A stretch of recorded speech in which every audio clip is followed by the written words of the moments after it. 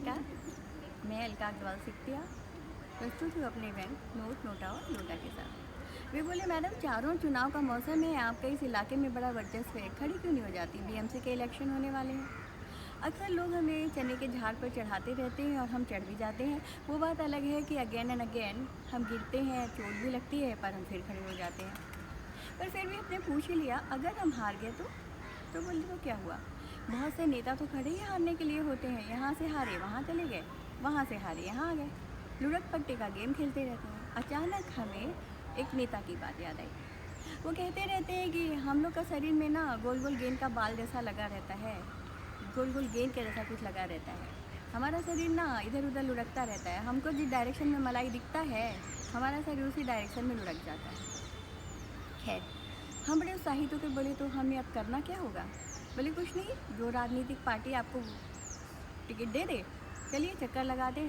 हमने बहुत से राजनीतिक दरवाज़ों के दर खटखटाए, लेकिन हुआ ये कि हम उनके क्राइटेरिया से बहुत ज़्यादा पढ़े लिखे थे। उन्होंने टिकट दी थी 8वीं पास 10वीं पास महिलाओं को। और हाँ, हम ये भी बता दें कि जो हमें चने के झाड़ पर चढ़ाते रहते हैं, वो इसलिए ज़्यादा उत्साहित थे। उनने कहा कि मैडम आपका वार्ड लेडी स्पेशल वार्ड है। हमने कहा उसका मतलब? बोले महिला आरक्षित सीट है। तो हम भी और ज़्यादा उत्साहित हो गए। तो खैर, हम ये बता रहे थे कि हम थे मैड यानी एम डबल। हमें अपने पालनहारों पर बहुत गुस्सा आया। क्या ज़रूरत थी इतना पढ़ाने लिखाने की? खैर, जब वोट हमको इन कम पढ़े लिखों को ही देना है, हम बड़े निरुत्साहित हो गए, बड़े उदास हो गए। उन्होंने कहा, दुखी क्यों होती हैं? टिकट नहीं मिली तो अपना वोट भेज दीजिए। हम अपना वोट भेजें? नहीं नहीं, हरगिज़ नहीं करेंगे ऐसा। बोले, क्या हुआ? आपको अभी जो फ़ोन कर कर के परेशान कर रहे हैं, चुनाव जीतने के बाद 5 साल के लिए नॉर्थ पोल पर चले जाएंगे। हमें लगा हाँ चलिए हम अपना वोट भेज देते। उतने में दूसरे ने कहा, नहीं नहीं, आप बड़ी नामचीन हैं, लेखिका हैं, अपना वोट कैसे भेज सकती हैं? आप एक काम कीजिए, अपना वोट नोटा को दे दीजिए। हाँ, नोटा का नाम तो हमने भी सुना है। चलिए, हमने निश्चित किया कि हम अपना वोट नोटा को देंगे और हम घर आकर इत्मीनान से सो गए। दूसरे दिन सुबह सुबह दरवाजे की घंटी बजी। सामने एक बहुत ही सौम्य पुरुष खड़े हुए थे सफ़ेद कपड़ों में। मैंने कहा, जी आप? उनने कहा, मैं नोटा। आप नोटा? लेकिन बोले, हाँ, this is my personification. O please अंदर आइए ना। मैंने उन्हें ले जाकर सोफे पर बैठाया, क्योंकि मैं उनके बारे में और ज़्यादा जानना चाहती थी। इतने में दरवाजे की घंटी दोबारा बजी। हमने जब दरवाज़ा खोला तो देखा कि एक पिंक कलर के महोदय बड़े एटीट्यूड के साथ खड़े थे और उनके साथ 4-5 हरे रंग के उनके असिस्टेंट खड़े थे। हमने कहा, आप? तो जो हरे रंग के उनके असिस्टेंट थे, उनने कहा, जिनका नाम शायद हरे राम और निक नेम उनका मिस्टर 500 था। उनने कहा, ये वो हैं जिनके घर आ जाते मन नहीं घबराता, सब संभव हो जाता। अच्छा, ये तो लक्ष्मी जी की आरती है। हाँ हाँ बिल्कुल, स्वयं लक्ष्मी आपके घर पधारी है। तो लेकिन आपकी सवारी कहाँ है? उसे हमने आपकी वीआईपी विजिटर्स पार्किंग में खड़ा कर दिया है। पर वो उड़ गया तो? अब वो सब हमें ऐसे देखने लगे जैसे हमने कोई मूर्खतापूर्ण बात कह दी हो। अरे, इतना मूर्ख है क्या? वो उल्लू है क्या जो लक्ष्मी के वैभव के रंगों को छोड़कर उड़ जाएगा? हम पशुपेश में खड़े थे कि उन्होंने कहा, बड़ी अजीब है आप। दिवाली पर तो रात रात भर जाग कर दिए में तेल डालती हैं, और आज जब स्वयं लक्ष्मी आपके यहाँ पधारी, उनके रिप्रेजेंटेटिव आपके यहाँ पधारे, तो आप उन्हें भीतर आने का भी नहीं कह रही हैं। हम उन्हें कुछ कहें उसके पहले वो धकियाते हुए हमें अंदर घुस गए। अंदर पहुँचे तो उन्होंने देखा कि नोटा बैठे हुए थे। बड़ी वितृष्णा ने मिस्टर पिंक, जिनका कि नाम था मिस्टर 2000, उन्होंने अपना मुँह फिरा लिया। ये यहाँ नहीं बैठ सकते। क्यों नहीं बैठ सकते? ये हमारे मेहमान हैं। ठीक है, कोई बात नहीं, लेकिन हम इनके बगल में नहीं बैठेंगे। हाँ, उनके असिस्टेंट ने कहा, क्योंकि ये आपके मेहमान हैं, आपके घर में आए हैं, इसलिए आपको ये प्रिविलेज मिलेगा कि आप इनके घर में, आप इनके बाजू में बैठ सकती हैं। ठीक है। अब ये हुआ कि एक तरफ बैठे थे मिस्टर पिंक, मिस्टर 2000, और बीच में हम, हमारी दूसरी ओर बैठे थे नोटा। तो हमने कहा, आपका यहाँ आने का मकसद बताएंगे? बोले, हम आपको ख़रीदने आए। क्या मतलब? हाँ देखिए, आप लेखिका हैं, थोड़ा बहुत लोगों को प्रभावित भी कर लेती हैं, आपका वर्चस्व इस इलाके में, हम आपको ख़रीदने आए, हम बिकने वालों में से नहीं हैं। नोटा ने भी कहा, देखो बहन, अपना ईमान मत बेचना। नोट कुछ कहने, हरे राम कहने ही जा रहे थे कि मिस्टर पिंक ने अपने वोकल कॉर्ड को तकलीफ़ दी। देखिए, ये ईमान विमान में कुछ नहीं रखा है, हम आपको समझाते हैं। झोपड़पट्टी से लेकर चौल तक की जो कीमत होती है बिकने की, वो 500 से 2000 होती है। आप क्या लेंगे बता दीजिए। हमने कहा ना हम नहीं बिक सकते। हमारी इस बात पर अब नोट ने चाल चली। उन्होंने एक काली ब्रीफकेस, उन्होंने कहा हम देखिए हम आपको कुछ भी दे सकते हैं। इतने में नोटा ने फिर कहा कि बहन तुम बड़ी पशुपेश में हो ना, तुम्हारी कॉन्स्टिट्यूएंसी से कुछ 300 महिलाएं खड़ी हैं। हाँ ये बात तो सही है, जानते कितनों को हो उनमें से? मुश्किल से 4-5 को। और सच बताएं तो काबिलियत के आधार पर तो हमें उनमें से कोई भी ऐसी नहीं लगी जिसे हम अपना कीमती वोट दे सकें। एक सभा में हम चले गए थे। जो वर्तमान नगर सेवक हैं, अब उनकी पत्नी उस सीट से खड़ी है क्योंकि वो महिला आरक्षित सीट है। भाषण देने खड़ी हुई, कैसे भाषण दिया? ही आप सब आए, अच्छा लगता है। वो क्या है ना, हम पहले तो कभी बोले नहीं, वर्मा जी कहकर वो लजा गई। तो वर्मा जी बहुत अच्छा बोलते हैं, हमारे बदले वो बोलेंगे। हमें लगा जब बीएमसी का अधिवेशन होगा तो वहाँ ये बोलेंगी, ये वर्मा जी बोलेंगे। हमने सोचा काम करते हैं कि जिसका चौकटा सबसे सुंदर होगा उसी के आगे ईवीएम की बटन हम दबाकर आ जाएंगे। हमने पूरी तहकीकात की। एक होर्डिंग में एक मोहतरमा ऊपर से नीचे तक बुरके में ऐसे बंद थी कि बहुत ताक झांक करके भी हम उनके दीदार नहीं कर पाए। नोटा जी, हम वाकई दुविधा में, हम वोट किसे दें? तभी तो कहता हूँ बहन मुझे दे दो। ये सुनकर मिस्टर पिंक ने हमारी गर्दन एक झटके से अपनी ओर घुमाई। हमें गुस्सा आने ही वाला था कि उसने एक ब्रीफकेस खोली। उस ब्रीफकेस में गुलाबी रंग की बहार थी, साथ में थे हीरे, पन्ने, नीलम, हीरे की चूड़ियाँ। आहा, हमारा तो दिल गार्डन गार्डन हो गया। हमारे चेहरे की चमक देखकर उन्होंने अब दूसरा दांव खेला। मैडम, आप जहाँ भी जाएंगी ना, इस चमक से चमक जाएंगी। आपका व्यक्तित्व तो ऐवे ही है, पर ये महंगे कपड़े और गहने आपको चमका देंगे। और हरेना में काम और करना, वो जो कॉर्नर वाली दुकान है ना, वो कल मैडम के नाम रजिस्ट्री करवा देना। अपनी कलम घिसने का काम वहीं कर लिया करेंगे। वाह, हमारा खुद का राइटिंग ऑफिस होगा। प्रोड्यूसर, डायरेक्टर हमारे साथ मीटिंग करेंगे। हमारे चेहरे के भाव ने देखकर नोट ने बड़े घमंड से कहा, तो अब कहिए किसे वोट देना चाहती हैं? हम हाँ कहने ही जा रहे थे कि नोटा ने हमारे कंधे पर हाथ रखा। उसकी आंखों में आंसू थे। उसने कहा, बहन एक बार मेरी दुख भरी कहानी सुन लो, फिर निर्णय ले लेना। उसकी आंखों में आंसू देखकर हमारी आंखों से अश्रुधारा बह निकली। लेखक दूसरों की संवेदनाओं पर ही तो अपनी लेखनी का महल खड़ा करते हैं। जी भाई साहब कहिए ना। हमें नोटा से बात करते देख मिस्टर पिंक ने हमारी गर्दन फिर अपनी ओर घुमानी चाहिए।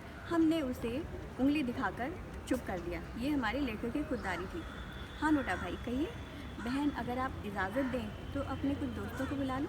आपके दोस्त कौन हैं? Right to recall, right to reject, बस कुछ ईमानदार लोग जो हमारे साथ हैं। जी बुला लें, पर पहले अपने मतलब का नाम बताएंगे? मेरे नाम का मतलब है नन ऑफ द अबव।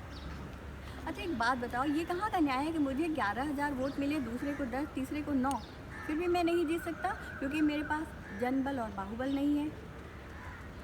तुम लेखिका हो, इस पर लिखो ना। हाँ मैं ज़रूर लिखूँगी, ज़रूर आपकी आवाज़ उठाऊँगी। ये सुनकर अब मिस्टर पिंक ने हमारी गर्दन में पिन चुभो दी और अचानक हमारी गर्दन उस ओर घूम गई। देखो ये नोटा सबसे बड़ा वोट कटवा है। ये अभी वोट कटवाने की बात कर रहा था ना, वो महिलाएं जो 300 महिलाएं खड़ी कि वो वोट कटवा बन के खड़ी हुई हैं।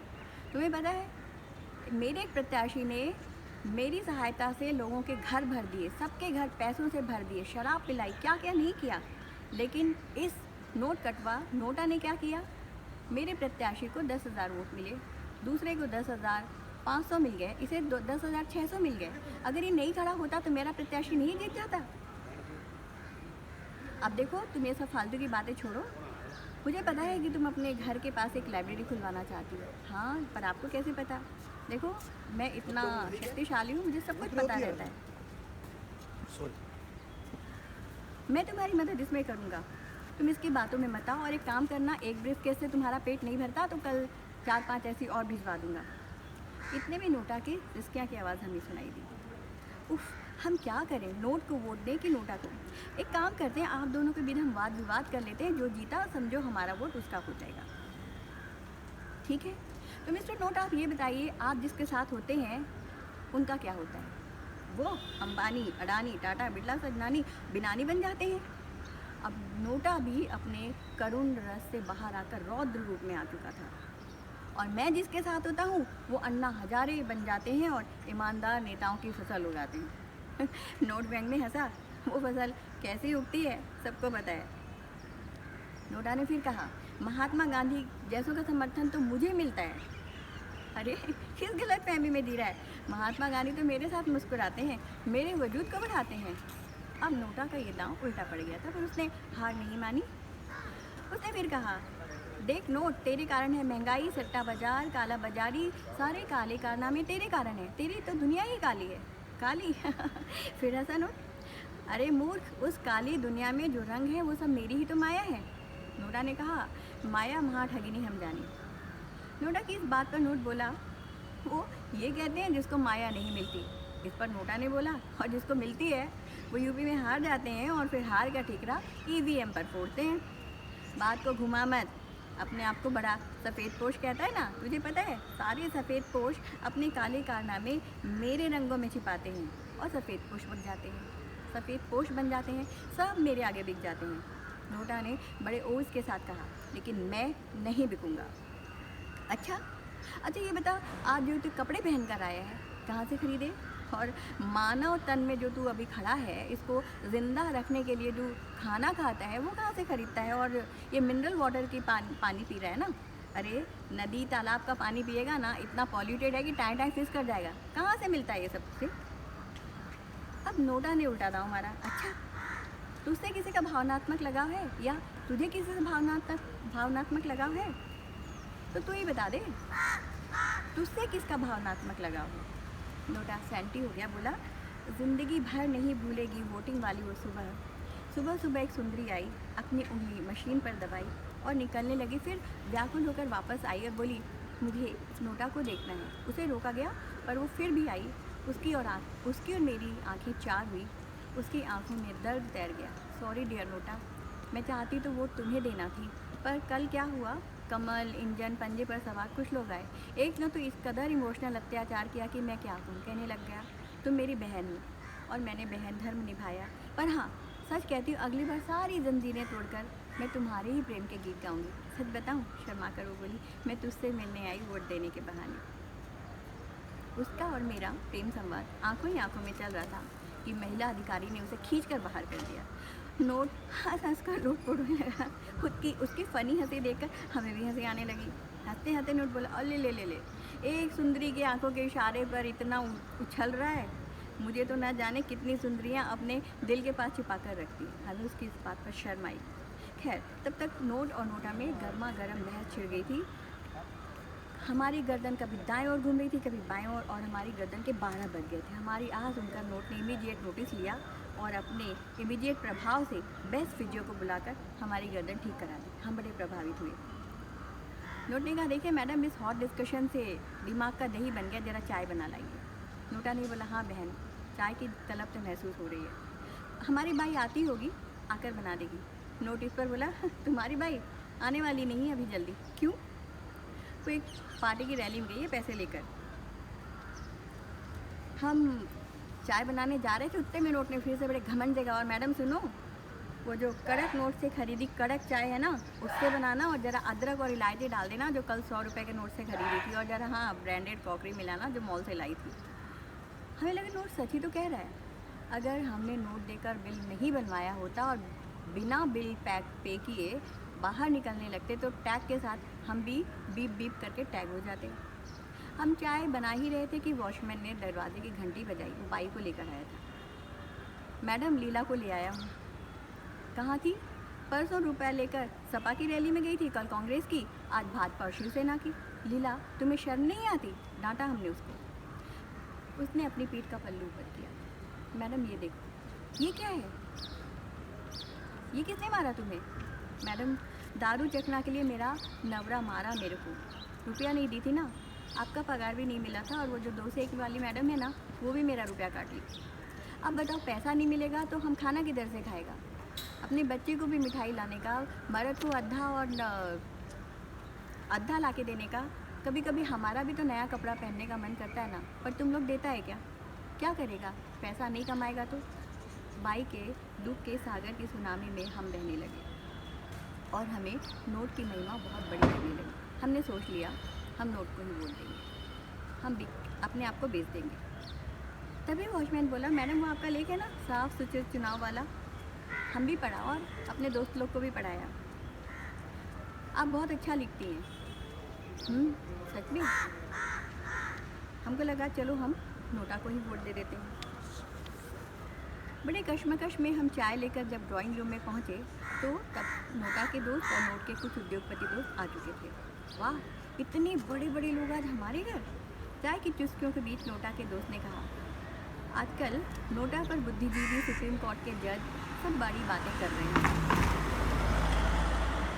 पूरे आंकड़ों के साथ नोटा का प्रोफाइल बताया, उसका जन्म कब हुआ, कैसे बड़ा हुआ, वर्तमान में क्या कर रहा है।